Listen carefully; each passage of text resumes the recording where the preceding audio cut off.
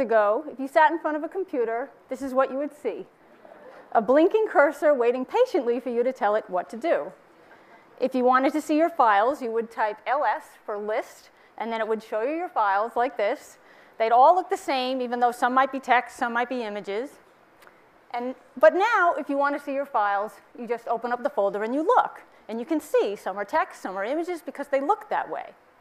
If you wanted to move a file from one folder to another, you would type mv for move, the name of the file, isaacsbio.doc, and then something like ... talks, which is the location of the destination folder, local, relative to the current folder.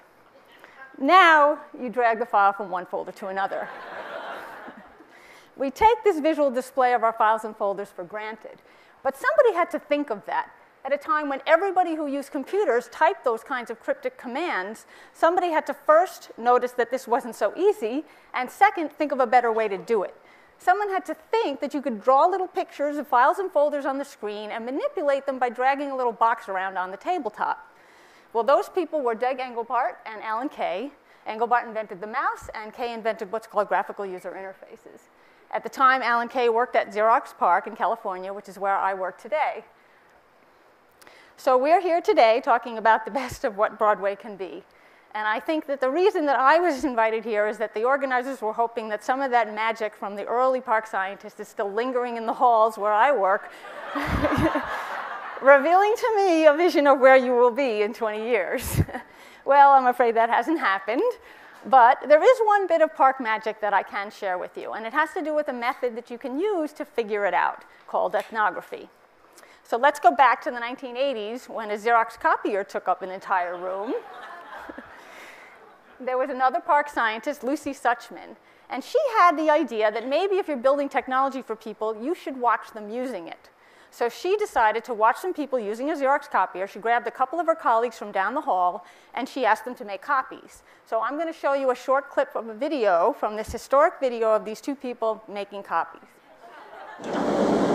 Place 1 to 50 originals, but wait a minute, I have 100 originals. Face up. Place all originals against the left wall. We want two-sided copies. Unload top paper tray. Now, do we want them collated? What? Reverse order the originals? You gotta be kidding.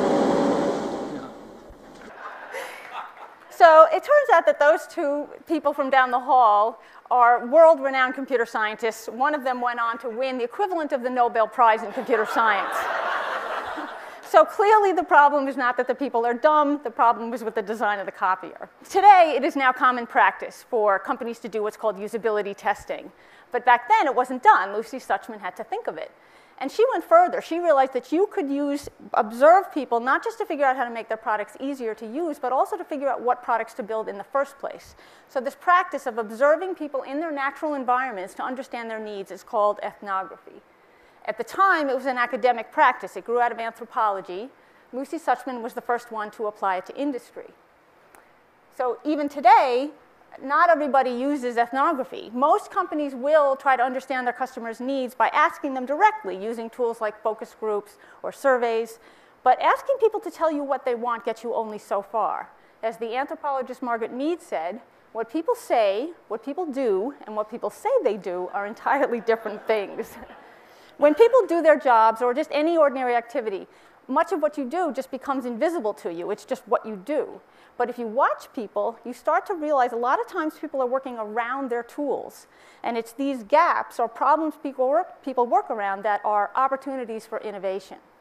The thing is, a lot of times when you point them out to people, they'll say, well, sure, it's obvious that's a problem.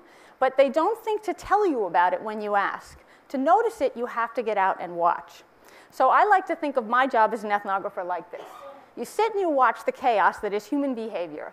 And if you're patient and you watch for a while and you have a naive state of mind, you start to notice insights that are obvious after you point them out. You start to notice the hidden obvious. Well, how does this work? What is ethnography like? Well, let me give you two examples from my work. So the last couple of years, I've been studying parking. Now, I realize parking is an odd place to go looking for technology opportunities. But we all know, New Yorkers especially, that parking is an area where there's a lot of problems and a lot of needs not being met. So to study parking, my colleagues and I have spent a lot of time hanging around on street corners, watching cars parking, trucks unloading, enforcement officers giving tickets, and we've seen a lot of things you might expect and some that you might not.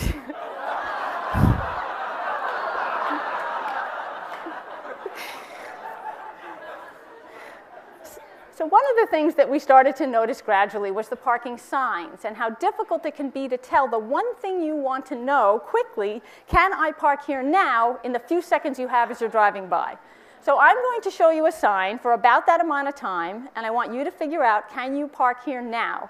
Let's say it's Wednesday, early in the morning, it's 7 a.m. Can you park here now? Okay, let's look again. Okay, this is hard not just because there's so much going on, but you'll notice that Wednesday is not mentioned and 7 a.m. is not in any of the time ranges. So you have to infer that because it's not covered, you can park here, at least to the left of the signs. Okay, here's another one. It's 3 p.m. Can you stop here now?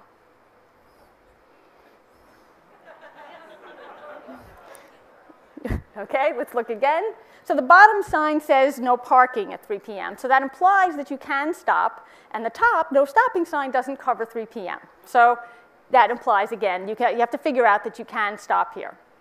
Okay, and here's one more where I challenge you to figure out what you can do here at any time. So the problem here is that parking signs focus on restrictions. Know this, know that, when what you want to know is what you can do. Now, when I say it like this, it seems obvious. But when you go and you ask people to tell you what are some of your problems you have with parking, they generally don't go complaining and saying, you know, parking signs are difficult to read quickly as you drive by because they focus on restrictions. To really understand this, you have to get out and watch. And it can take a while. Because we were looking at so many different aspects of parking, the signs didn't really come into focus for us until the fourth city and over 1,000 photos and videos. Once we noticed it, it was obvious. So what could you do about this? Well, one thing you could do is redesign the signs. And so here's one possible way you could design that second sign. And it's on the right, you see it's organized by time of day, from morning through night. So at any time you can find now, and then you can just look to the right and see, can I park? Green, yes. Red, no. Orange, there's some kind of restriction. Like here, it's deliveries only. And if you want to be kind to internationals, you could include symbols. Okay, so that's one example of how ethnography found an unmet need. Okay, so what does all this have to do with Broadway?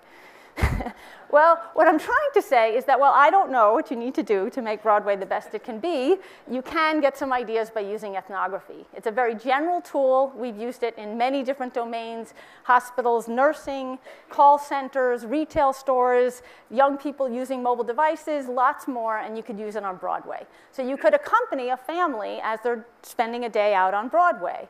Or you could watch someone as they're planning a day or an evening for a night out and a show. Or you could just hang out at the tickets booth and watch people buying tickets, or people checking into hotels, or people choosing a restaurant, or window shopping, or going to a show, all those things.